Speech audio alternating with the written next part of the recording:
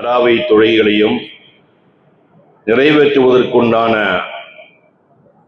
பாக்கியத்தையும் ஷரீர ஆஃபியத்தையும் அல்லாஹ் நமக்கு தந்தது போல இனி வரக்கூடிய எல்லா நோன்புகளையும் தராவை தொழுகைகளையும் மற்றும் உண்டான அமல்களையும் செய்வதற்குண்டான ஷரீர ஆஃபியத்தையும் தௌஃபீக்கையும் அல்லாஹ் நம் அனைவருக்கும் தந்தருள்வானாக. நோன்பு என்பது ஒரு காலி பாத்திரம்.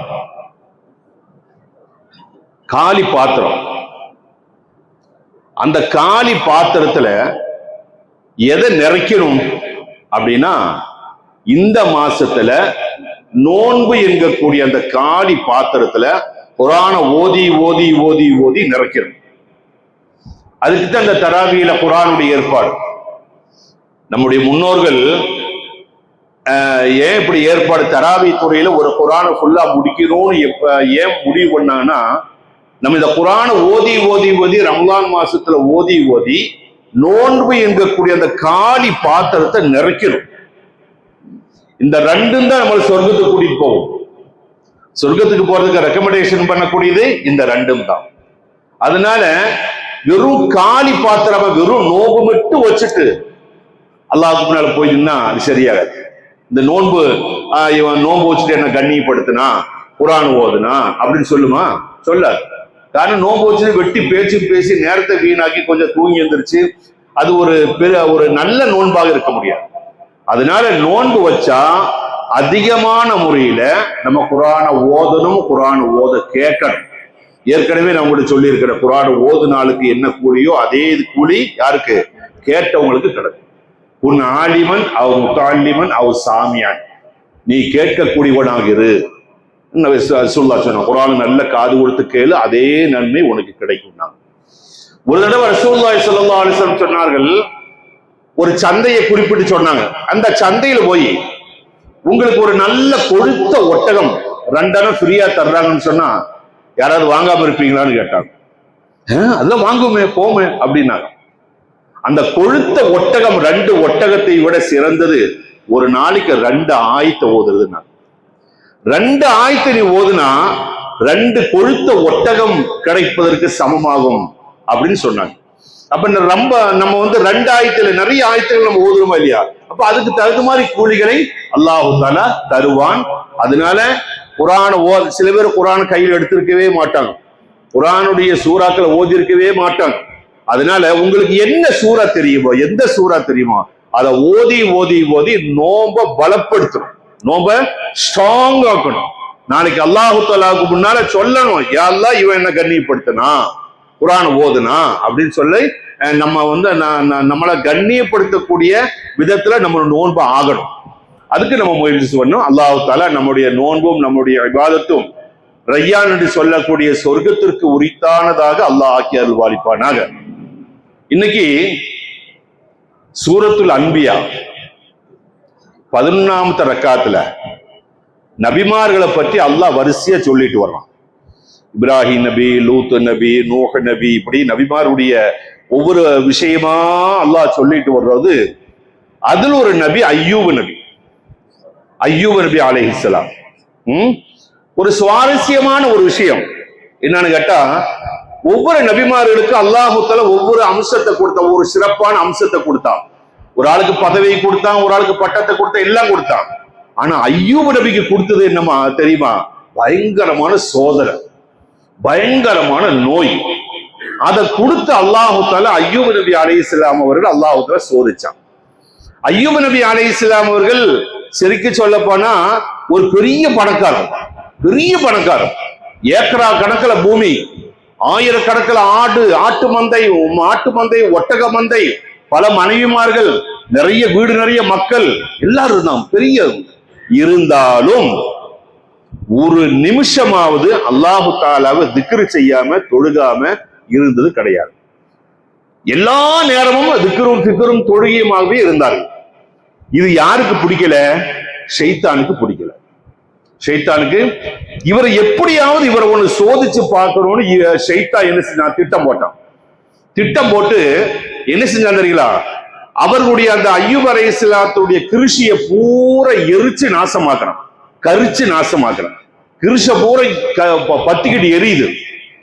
ஓடி வந்தாங்க வேலைக்காரங்க, ஓடி வந்து அல்லாஹ்வுடைய நபியே ஐயூபே நம்முடைய கிருஷ பூரை எரியுது, கிருஷ பூரை கத்தி நாசமாய் போச்சு. நம்மளா இருந்தா என்ன செஞ்சிருப்போம்? நம்முடைய நிலைமை என்னவா இருக்கும்? ஒரு 10-25 வருஷத்துக்கு முன்னால ஒரு குளத்து ஓரத்துல ஒரு ஆள் வீடு கட்டுறாரு. மண்ணுல கட்டினார், மண்ணும் செங்கலும் தச்சு கட்டினார். கெட்டிக்கிட்டே வர்றது திடீர்னு மழை போச்சு. திடீர்னு மழை பெஞ்சப்போ செவுரு என்னாச்சு தெரியுமா? மொல்ல அப்படியே சாஞ்சுது. செவுரு அப்படி மொல்ல சாஞ்சுது. இதை பார்த்தோன்னு அவரு அப்படின்னு அப்படியே அட்டாக் வந்த மாதிரி, ஒரு சாதாரண ஒரு குட்டி செவரு சாயறதுக்குள்ள இந்த நிலைமைன்னு சொன்னா, இவ்வளவு பெரிய கிருஷ கத்தி நாசமாகுது. அய்யூப் நபி அலைஹிஸ்ஸலாம் அவர்கள் சொன்னார்கள், அல்லாஹ் தந்தான் அல்லாஹ் எடுத்துக்கிட்டான், அல்ஹம்துலில்லாஹ். அல்லாஹ் தந்தான் அல்லாஹ் எடுத்துக்கிட்டான். அதுல போது ஷைத்தான் ஃபெயிலியர் ஆயிட்டான். அடுத்த நாள் ஆயிரக்கணக்கான ஆடுகள் செத்து செத்து செத்து செத்து உழுகுது. எல்லாம் செத்து போச்சு. ஓடி வந்தாங்க வேலைக்காரங்க, ஐயூபே அல்லாஹ்வுடைய நபியே நம்முடைய ஆடுகள் பூரா செத்து போச்சு. அப்போ என்ன சொன்னாங்க?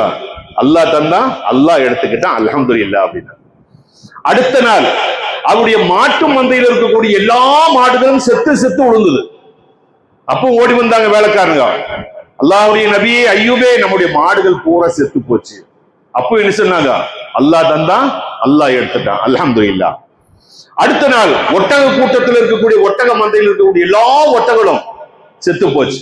அப்போ இதையே தான் சொன்னாங்க. எல்லாம் முடிஞ்சு, சொத்து பூரா போச்சு, எல்லாம் கரிஞ்சு நாசமாயிடுச்சு, செத்து போயிடுச்சு. அடுத்தது இவர்கள் 20 ஆண் மக்கள், 20 ஆண் மக்கள்.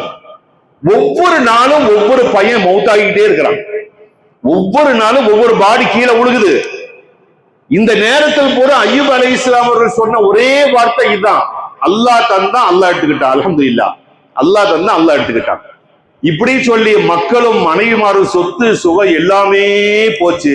ஷைத்தானுக்கு என்ன செய்யறதுன்னு தெரியல. இப்படி இருந்தும் கூட, இவ்வளவு சோதனை செய்து கூட அய்யூபுக்கு ஒரு அணக்கமும் இல்லையே அப்படின்னு சொல்லி கடைசியில் அவன் செய்தது என்ன தெரியுமா? அய்யூப் அலைஹிஸ்ஸலாம் ஒரு நாள் சுஜூதுக்கு போனாங்க.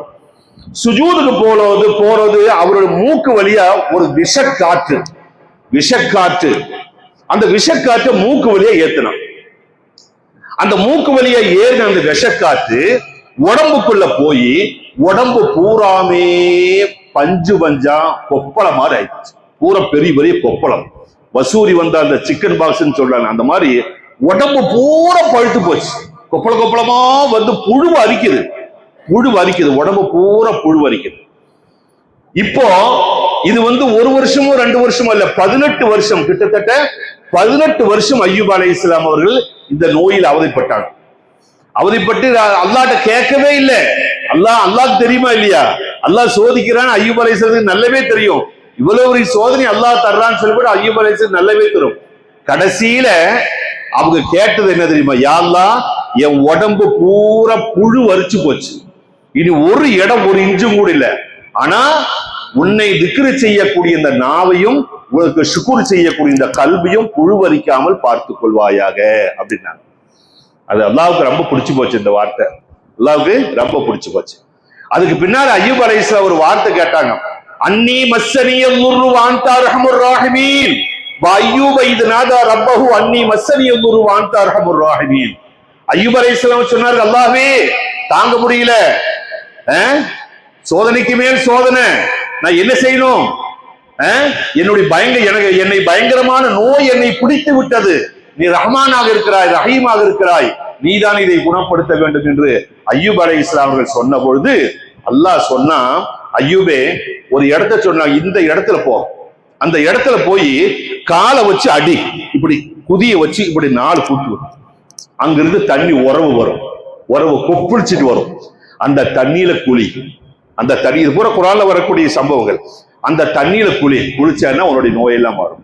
அதே மாதிரி போனாங்க, கால் அடிச்சாங்க, உள்ள இருந்து உறவு கொப்பளிச்சுக்கிட்டு வந்தது, அந்த தண்ணியில குளிச்சாங்க, பழைய மாதிரி ஃப்ரெஷ் ஆயிட்டாங்க. உடம்பெல்லாம் சுத்தமா, அவருடைய உடம்புல இருக்கக்கூடிய ஒரு நோயும் இல்ல. எந்த அளவுக்கு நோய் இல்லாத ஒரு நல்ல மனிதனா ஆனாங்கன்னு சொன்னா, வீட்டுக்கு போனப்ப வீட்டுக்காரி கேட்கிற, நீ யாருன்னு. நான் தான். காரணம் அய்யூப் அலைஹிஸ்ஸலாத்துக்கு எல்லா மனைவிமாரும் போயிட்டாங்க. கடைசியில பாக்கி இருந்து ரஹ்மா என்கக்கூடிய ஒரு மனைவி மட்டும்தான் கூட இருந்தாங்க. இந்த ரஹமத்து நீசா என்று சொல்லக்கூடிய இந்த அம்மா என்ன நோயா இருந்தாலும் உங்களை விட்டு நான் போக மாட்டேன், அல்லாஹ் அவங்களுக்கு பெரிய கூலி கொடுப்பான் இல்லையா, போக மாட்டேன்னு சொல்லிவிட்டு ஊர்ல இருந்து எல்லாம் துரத்தி விட்டுட்டாங்க. இருந்தாலும் இந்த அம்மா பிச்சை எடுத்துட்டு வந்து அய்யூப் அலைஹிஸ்ஸலாத்துக்கு சாப்பாடு கொடுக்கும். எடுத்து பிச்சை எடுத்து பல ஊர்கள்ல வாங்கி ஒண்ணு தராம போனப்போ இந்த அம்மா என்ன செய்ய தெரியுமா, தன்னுடைய முடிய பூரா மொட்டை அடிச்சு அந்த முடியை வித்து காசாக்கி அதுல சாப்பாடு வாங்கி கொடுத்து அய்யூப் அலைஹிஸ்ஸலாத்துக்கு கொடுத்தது. தலையை முக்காடு போட்டு மறைச்சுக்கிட்டே இருந்தது, தன்னுடைய புருஷனுக்கு தெரியக்கூடாது, மொட்டை அடிச்சு தெரியக்கூடாதுன்னு. எப்படியும் ஒரு அளவுக்கு தெரிஞ்சு வச்சு அய்யூப் அலைஹிஸ்ஸலாம் கேட்டாங்க, இன்னும் தலையில் முடிய காணாம மொட்டை அடிச்சிருக்க என்ன? இல்ல ஒண்ணு இல்ல, மரியாதை சொல்ல என்னன்னு. இல்ல இந்த மாதிரி சாப்பாடு வாங்கிட்டு காசு இல்ல, முடியை வெட்டி கொடுத்து சாப்பாடு வாங்கிட்டு வந்தேன். நான் நல்லாயிட்டேன்னு சொன்ன, இது உடம்பு சரியில்லாம இருக்கிறது அங்க நடந்த சம்பவம். நான் நல்லாயிட்டேன்னு சொன்னா உன்னை இத்தனை அடி அடிப்பேன்னு சொன்னாங்க. ஒரு கணக்கு சொன்னாங்க, உன்னை அடிப்பேன் நானு அப்படின்னு சொன்னாங்க. அப்போ அந்த அந்த ஒரு ரங்கத்தை ஒண்ணு சிந்திச்சு பாருங்க, தன்னுடைய கணவனை எந்த அளவுக்கு நேசிச்சிருக்கிறாங்க ரஹமத்து நிசா. அப்ப அய்யூப் அலைஹிஸ்ஸலாத்துக்கு அல்லாஹு தஆலா நமக்கு விஷயம் இதல்ல, விஷயம் பாருங்க அடுத்து வருது, அதான் பாருங்க. ஃபஸ்தஜப்னா லஹு ஃபகஷஃப்னா மா பிஹி மின் லுர்ரின். அவருடைய துஆவை அல்லாஹு தஆலா ஏற்றுக்கொண்டு அவருடைய நோய் எல்லாம் அல்லாஹு தஆலா குணப்படுத்தினான். நோய் எல்லாம் குணப்படுத்துறதுக்கு பின்னால மின் லுர்ரின் வாதைனாஹு அஹ்லஹு வ மித்லஹும் மஅஹும் ரஹ்மத்தன் மின் இந்தினா. எவ்வளவு சொத்துக்கள் போச்சோ, எவ்வளவு கிருஷிகள் நாசமாச்சோ, எவ்வளவு ஆடுகளும் ஒட்டகங்களும் செத்து போச்சோ, அதை எல்லாம் அல்லாஹு தஆலா அய்யூப் அலைஹிஸ்ஸலாத்துக்கு கொடுத்ததோ மட்டுமல்லாமல் அதை விட பன்மடங்கு அல்லாஹ் தஆலா 1க்கு 10 அல்லாஹ் தஆலா அதிகமாக கொடுத்து மிகப்பெரிய ஒரு சொத்துக்கு அதிபதியாக அய்யூப் அலைஹிஸ்ஸலாத்தை ஆக்கினான் அப்படின்னு அல்லாஹ் தஆலா குர்ஆன்ல சொல்லி காட்டுறான். அப்ப நமக்கு என்ன பாடம் கேட்டீங்கன்னு சொன்னா, உலகத்திலேயே பொறுமையின் சின்னம் யாரு? அய்யூப் அலைஹிஸ்ஸலாம். பொறுமைக்கு அவரை விட வேற யாரையும் உதாரணம் சொல்ல முடியாது. அவ்வளவு பொறுமையாக இருந்ததன் காரணமாக அல்லாஹு தஆலா மேலும் மேலும் மேலும் மேலும் வாரி வாரி கொடுத்தான். அது மட்டும் இல்லாம அய்யூப் அலைஹிஸ்ஸலாத்திட்ட கேட்டாங்களாமா, அவர் சொன்னாரமா, அல்லாஹ் நீ உடம்பு சரியில்லாம இருக்கிறது அல்லாஹ் விசாரிச்சானு. ஒரு நாளைக்கு 2 தடவை அல்லாஹ் விசாரிப்பான், ஒரு நாளைக்கு 2 தடவை அல்லாஹு தஆலா விசாரிப்பான், காலையிலயும் சாயங்காலம். அய்யூபே எப்படி இருக்கிறீங்க, அய்யூபே எப்படி அல்லாஹ் கேட்டுக்கிட்டே இருப்பான். 18 வருஷம் அல்லாஹ் கேட்டுக்கிட்டே இருந்தான். ஆனா என்னுடைய நோய் குணமானதுக்கு பின்னால நல்லா இருக்கிறது அல்லாஹ் என்னை திரும்பி கூட பார்க்கல. அல்லாஹ் கேட்கவே இல்லை, எப்படி இருக்கிற என்னன்னு கேட்கவே இல்லை. அப்ப நோயாளியா இருக்கிறது அல்லாஹ் என்னை நெருங்கி வந்து என்னுடைய உடல்நிலையை விசாரித்துக் கொண்டே இருந்தான் என்பதாக அய்யூப் அலைஹிஸ்ஸலாம் அவர்கள் சொல்லுகிறார்கள். அது ஒரு சம்பவம். அது சரி. இப்போ இன்னைக்கு நமக்கு நம்ம தராவி தொழுதன் காரணமாக அல்லாஹு தஆலா என்ன நன்மையை தர்றாரு கேட்டீங்கன்னு சொன்னா, பொதுவா எக்ஸாம் ஹாலுக்குள்ள போறது ஒரு பயம் இருக்கும் இல்லையா? எக்ஸாம் ஹாலுக்குள்ள போறது, ஐயோ என்ன நடக்குமோ, என்ன சோதி வரும், பயம் இருக்கும். இல்லைன்னா ஒரு ஆபீஸ்ல இன்டர்வியூக்கு போறேன்னு சொன்னா ஒரு பயம் இருக்கும் இல்லையா? இல்லைன்னா ஒரு துபாய்க்கு புதுசா வியாபாரத்துக்கு வேலைக்கு போறது, என்ன வேலையோ, எப்படி நடக்குமோ, என்ன ஒரு பயம் இருக்குமா இல்லையா? ஆனா அதே நேரத்துல நாம் நாளை மறு உலகத்திற்கு அல்லாஹு தஆலாவுக்கு முன்னால போறது பயம் இல்லாமல் போவோம். பாருங்க, ஜா யௌமல் கியாமத்தி ஆமினன் மின் குல்லி சூஇன். எந்த பயமும் இல்லாமல் நாளை மறு உலகத்தில் செல்லக்கூடிய சந்தர்ப்பத்தை, பாக்கியத்தை யாருக்கு கொடுக்கிறான்? இன்னைக்கு 13ஆவது நாள் தராவி தொழுகை யார் தொழுதார்களோ அவர்களுக்கு நாளை மறு உலகத்தை பற்றி எந்த பயமும் தேவையில்லை, எந்த பயமும் தேவை. நிச்சயமா அல்லாஹ் தஆலா சொர்க்கத்தை தருவான், நம்மளை சோதிக்க மாட்டான், நரகத்துல போட மாட்டான், அல்லாஹ் நமக்கு பெரிய சோதனை தரமாட்டாங்க கூடிய நம்பிக்கை அவர்களுக்கு இருக்கும். அந்த கூட்டத்தில் அல்லாஹ் நம் அனைவரும் சேர்த்து புரிவானாக. அல்லாஹும்ம இக்ஃபிர் லனா துனூபனா யா ரப்பல் ஆலமீன். அல்லாஹும்ம இக்ஃபிர் லனா துனூபனா யா ரப்பல் ஆலமீன். அல்லாஹும்ம இக்ஃபிர் லனா ذنوبنا يا رب العالمين آمين برحمتك يا أرحم الراحمين والحمد لله رب العالمين. السلام عليكم ورحمة الله.